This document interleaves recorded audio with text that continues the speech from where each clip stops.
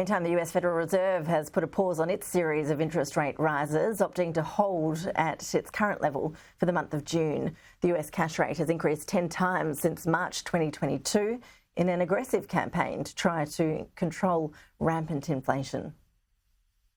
The Federal Reserve skipping a rate hike this month. Looking ahead, nearly all committee participants view it as likely that some further rate increases will be appropriate this year.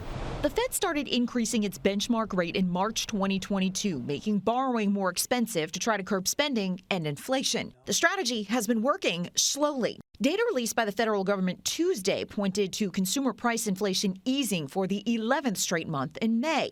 And data released Wednesday by the Labor Department pointed to a deceleration in producer prices. Basically, what the Fed's doing here is saying that we're moving in the right direction. We're going to take a little bit of a pause. We want to see if this medicine has worked.